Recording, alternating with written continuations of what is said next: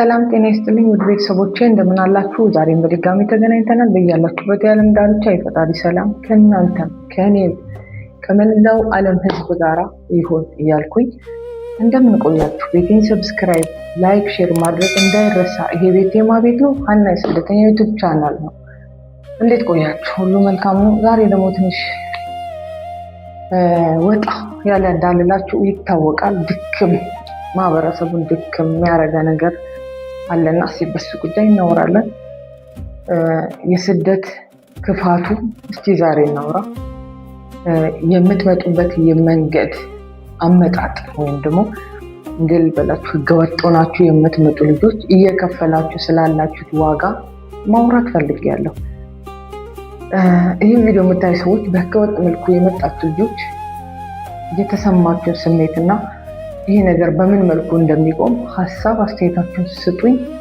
እኔ ጥያቄ ነው የምጠይቀው ዛሬ የምላችሁ ነገር ምንድነው? በህገወጥ መልኩ የምትመጡ እህቶችን ወንድሞቼ ለምንድን ነው በህገወጥ የምትመጡት? ጥያቄ ነው ማለት ለምንድን ነው የምትመጡት? እስቲ ምንድን ነው የሚያስመጣችሁ ነገር?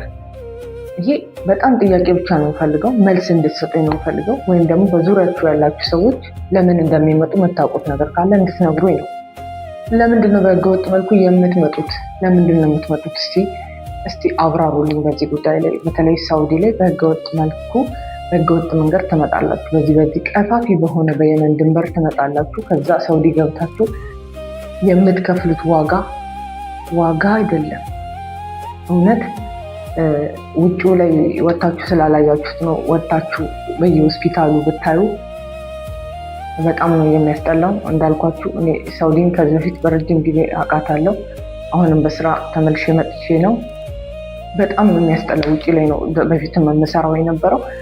በደንብ አውቃታለሁ ውጭ ላይ ያለውን ነገር።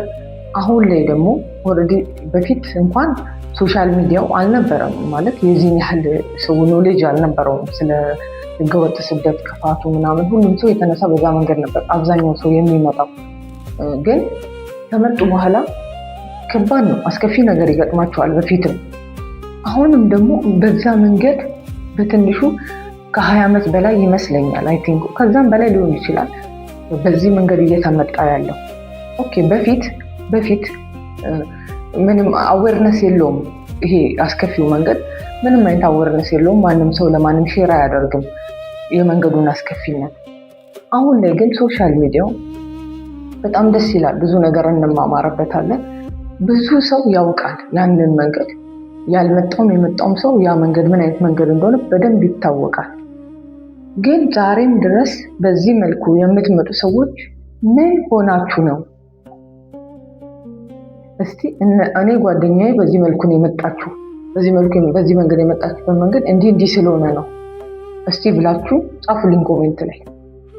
እኔ በራሴ ምንም አይነት መልስ ስላጣውለት ነው። እንዳልኳችሁ በፊትም ውጭ ላይ ስለምሰራ ለምንድነው ግን በእንደዚህ መልኩ የመጣሽው ይስል ይሻላል እባክሽ ከሚል መልስ ያለፈ ነገር የለውም። በጣም የሚገርመኝ ነገር ግን ልንገራችሁ። ለምሳሌ አንድ እህት ተነስታ ብትመጣ በዚህ ቀፋፊ መንገድ ነው። ቀፋፊ ሰው የሚረክስበት መንገድ ነው። ወንድነት የሚከዳበት መንገድ ነው። ወንድ ልጅ ሆኖ በወንድ ልጅ ይቀጣል መጥፎ አቀጣጥ። ሴት ልጅ ሆና ሴትነቷ ክብሯን ጥላ የምታልፍበት ሞታ ሁሉ የምትቀርበት መንገድ እጅግ በጣም ምድራችን ላይ ካለ ቀፋፊ የስደት መንገድ ይሄ መንገድ ነው።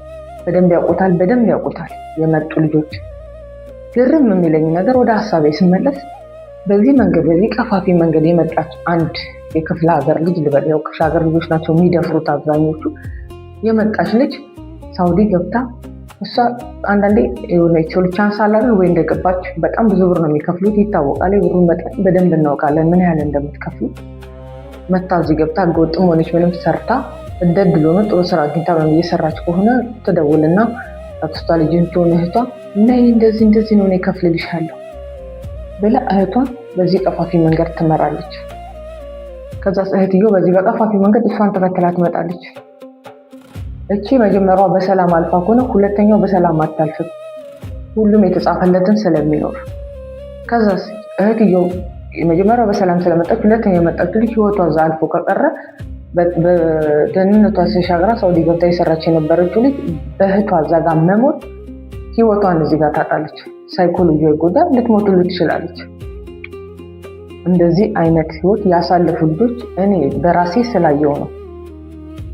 ግን ግራ የሚገባኝ ነገር እስቲ የምታውቁ እኔ ሚዲያው ይጮሃል፣ ህዝቡ ይጮሃል፣ ምንም የሚሰማ አካል የለምና እስቲ ኦዲየንሶቼ፣ ቤተሰቦቼ በእውነት ለእናንተ ጥያቄውን ልጠይቃችሁ። ምክንያቱም ሶሻል ሚዲያ ላይ ስላላችሁ ብዙ ነገር ታውቃላችሁ ብዬ መልስ ትሰጡኛላችሁ። እውነት እስቲ እንነጋገር በዚህ ጉዳይ። በዚህ በቀፋፊ መንገድ የመጡ ልጆች ሌሎች እህት ወንድሞቻቸውን ያክስታቸው ያጎታቸው ልጅ ከድንበር ገንዘብ እየከፈሉ ከየመን ድንበር እንኳን ሳውዲ ድንበር ለመግባት የሚከፍሉት ብር በጣም ይዘገነናል። ከብሩ በላይ የሚከፍሉት መስዋዕትነት በጣም ነው የሚከፋው። መንገዱ ማለት የመጡ ልጆች ስለሚነግሩን ያሳለፉት የሆኑት ነገር በፊልም የሚመስል ነገር ሁሉ እስኪመስል ነው የሚያልፉት። ያን ሁሉ ነገር ግን አልፋ መጣ አንዷ ሴት ደውላ ያክስቷ ልጅ በዚህ መንገድ ትጠራታለች እንድትመጣ። ይሄ ግን ኖርማል ነው ወይ? ይሄ ማህበረሰብ ኖርማል ነው ወይ? ይሄ ማህበረሰብ አይምሮ ይሰራል ወይ? እነኚህ ሴቶች ደህና ናቸው ወይ? ቤተሰብስ ደህና ነው ወይ? ልጆቹን በዚህ መልኩ የሚልከው እስቲ ንገሩኝ እናንተ ወደንሶች። ጥያቄ ነው የምጠይቀው። በዚህ መንገድ የሚመጡ ልጆች ደህና ናቸው ወይ? በምን መልኩ ማለት አይምሯቸው ይሰራል ወይ? ምንስ ጥቅም አለው በዚህ መልኩ መምጣት? ገብቶ ህገወጥ ሆኖ ተሳቆ ለመኖር በዚህ ሁሉ መንገድ ሁሉ ገንዘብ የተከፈለ መግባት ለምን አስፈለገ? ያለመሰልጠን ምልክት ነው ወይስ ምንድን ነው? ወይስ ሶሻል ሚዲያውን አይጠቀሙትም? የድሮ ቦታ ላይ ነው ያለው አሁንም ማህበረሰቡ። ስለዚህ ይሄ ማህበረሰብ በተለይ የክፍለ ሀገር ልጆች አንዳችሁ ስትመጡ አንዳችሁ በዚህ መንገድ የምታመጡበት ምክንያት እኔ ስላልገባኝ እስቲ ኦዲየንሶቼ እንደው ለሌላው ሰው መማሪያ ይሆናል። ለምንድን ነው አንዷ ስትመጣ አንዷን በዚህ መንገድ የምጠራው?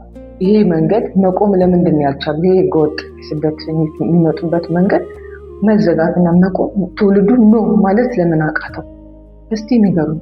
በቢሮ በስነስርዓት በመክተብ ፕሮሰስ አድርገው መምጣት ለምንድን ነው የማይፈልጉት? ምንድን ነው ችግሩ? እዚህ ጋር ካለው ገንዘብ በዚህ ጋር በባህር በድንበር የሚመጡት ገንዘብ እኮ በጣም ብዙ ነው።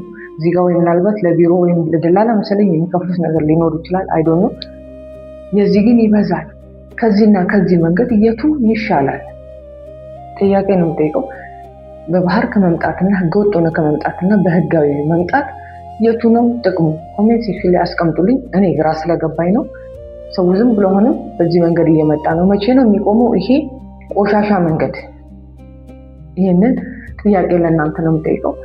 ሀሳባችሁ ኮሜንታችሁ እስቲ ለእኔ ለእህታችሁ ንገሩ። የምታውቁትን ነገር እስቲ ሼር አድርጉ ለሌሎች ልጆች እንዲደርስ። እንዴት ነው የሚቆመው ይሄ መንገድ? እንዴት ነው የሚቆመው? መቆም የሚችለው ማንስ ነው የሚያቆመው? የሚያቆመው አካል ስለጠፋ እስቲ እኛም አንችልም። ያው መተባበር ነው። ሚዲያ አንዱ ለአንዱ ሼር ሲያደርግ የሚቆምበት ነገር ሊፈጠር ይችላል ብዬ ተስፋ አደርጋለሁ። እስቲ ለምንድን ነው እየተጓተቱ በዚህ መንገድ የሚመጡት? እስቲ ያስረዱኝ። ይሄ ለእናንተ ጥያቄ ነው። በቀጣይ ቪዲዮ ለምትሰጡት መልስ እንነጋገርበታለን። ለዛሬ ግን እዚህ ጋር ይበቃናል። ስደተኞች ብትችሉ አይምሯችሁን ከፍታችሁ ልባችሁን ከፍታችሁ ግራ ቀኛችሁን አይታችሁ ህይወታችሁ አንዴ ካለፈች ስለማትመለስ በጥንቃቄ እንድትጓዙ እህታዊ ምክሬ ነው። ለዛሬ እዚህ ጋር ይበቃናል። አመሰግናለሁ። ቤቱን ሰብስክራይብ፣ ላይክ ማድረግ እንዳይረሳ። መልካም ጊዜ